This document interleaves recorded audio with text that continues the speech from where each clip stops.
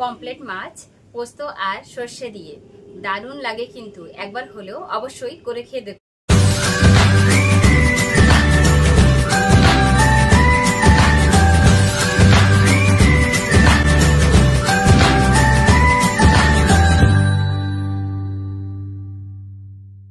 জয় গুরু।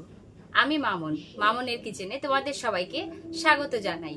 আজ কিন্তু বাড়িতে পমফ্রেট মাছ এসছে, তাই ভাবলাম তোমাদের সঙ্গে আজকে পমফ্রেট মাছের একটা রেসিপি ভাগ করে নিই। চলো তাহলে আমি কিভাবে এই পমফ্রেট মাছের রেসিপিটা করি সেটা তোমাদের সঙ্গে ভাগ করে নেব। পোস্ত আর সর্ষে বাটা দিয়ে কিন্তু আজ এই পমফ্রেট মাছটা তৈরি করা হবে। পুরোটা দেখার জন্য কিন্তু সঙ্গে থেকো। চলো তাহলে আমি কি দিয়ে কি করছি সেটা তোমাদের সঙ্গে পুরোটাই ভাগ করে নেব।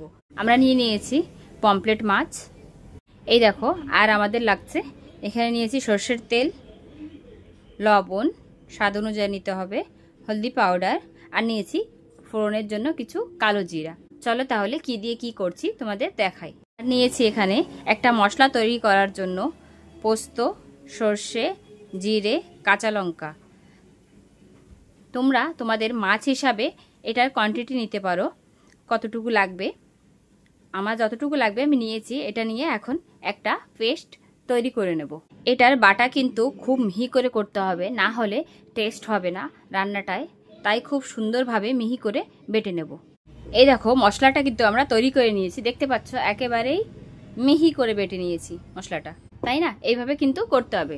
চলো বাদ বাকিটা দেখ। আমরা মাছগুলো নিয়ে নিয়েছি। এখন মাছের মধ্যে দিয়ে দেব স্বাদ অনুযায়ী লবণ, আর দিয়ে দেব কিছুটা হলদি পাউডার,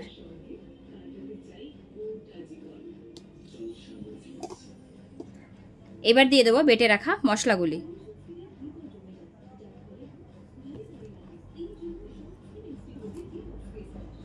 আর সামান্য কিছু তেলে এখন দেব।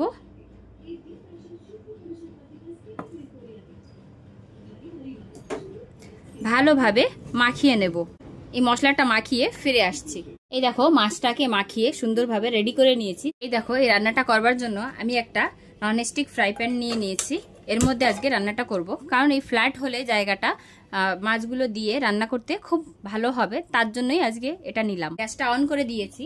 দেখো ফ্রাই প্যানটা কিন্তু গরম হয়ে গেছে। দিয়ে দিচ্ছি কিছুটা তেল। তেলটা গরম হোক, তারপরে দিয়ে দেবো কিছুটা কালো জিরা।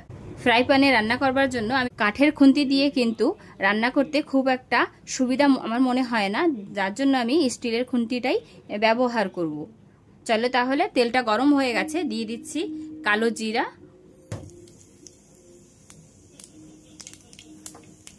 এবার দিয়ে দেবো ম্যারিনেট করা আমাদের মাছগুলি একে একে।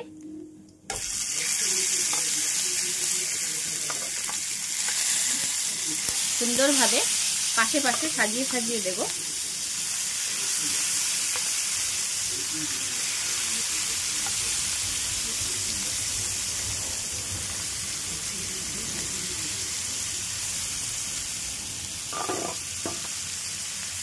ওপর থেকে এই মশলাগুলি দিয়ে দেব।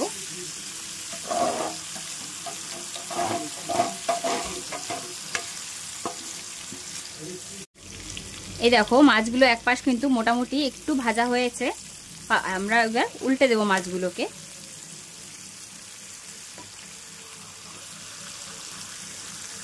একে একে সবকটা মাছ উল্টে নেব।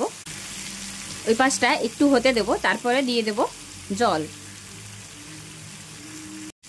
এবার আমরা যে থালায় মশলাটা মাখিয়েছিলাম সেই থালাটা ধুয়ে সেই জলটুকু দিয়ে দেবো ওর মধ্যে। ওতে অনেকটা মশলা কিন্তু লেগেছিল আমাদের।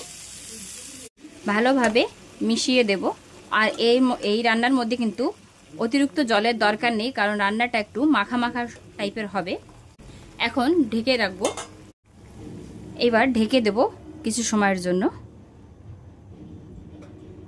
রান্নাটা হতে থাকুক, ফিরে আসছি। এই দেখো 3-4 মিনিট কিন্তু হয়ে গেছে। ঢাকনাটা তুলে আমরা এবার মাছগুলোকে একটু উল্টে পাল্টে দেব। আস্তে আস্তে পাল্টি করতে হবে, না হলে কিন্তু ভেঙে যাবে। আবার 2-3 মিনিটের জন্য ঢেকে রাখবো। হয়ে যাক, ফিরে আসছি। এই দেখো রান্নাটা কিন্তু আমাদের মোটামুটি হয়ে এসছে। আমি এর মধ্যে 3-4টে ধনেপাতা দিয়ে দেব। ধনেপাতাটা কিন্তু পুরোপুরি অপশনাল, তোমাদের ইচ্ছা করলে দাও, না হলে দিও না, কারণ ধনেপাতাটা কিন্তু অনেকেই খেতে পছন্দ করে না। রান্নাটা কিন্তু আমাদের হয়ে গেছে। এখন এই সময় দিয়ে দেব সামান্য একটু সর্ষের তেল, ওপর থেকে ছিটিয়ে দেব, অনেক বেশি দরকার নেই, সামান্য একটু দিয়েছি। আর 2 মিনিট পরে নামিয়ে দেব। আর দিয়ে দেব কিছুটা ধনেপাতা কুচি, দিয়ে 2-3 মিনিট ঢেকে রাখবো। গ্যাসটা কিন্তু অফ করে দিলাম। এই দেখো রান্না কিন্তু আমাদের একেবারেই তৈরি। দারুণ হয়েছে তাই না? তোমরা কমেন্টে জানাবে কিন্তু কেমন হয়েছে রান্নাটা। চলো এবার আমরা প্লেটে নামিয়ে নিই একে একে। পমফ্রেট মাছ পোস্ত আর সর্ষে দিয়ে দারুণ লাগে কিন্তু, একবার হলেও অবশ্যই করে খেয়ে দেখো। আমার এই রান্নাঘরে রান্না যদি তোমাদের ভালো লেগে থাকে তাহলে সঙ্গে থাকো, কিন্তু সঙ্গে থাকতে হলে লাইক, কমেন্ট, শেয়ার আর সাবস্ক্রাইব অবশ্যই করতে হবে। আগামীকাল ফিরে আসছি আর একটা নতুন ভিডিও রেসিপির সঙ্গে। রাধে রাধে।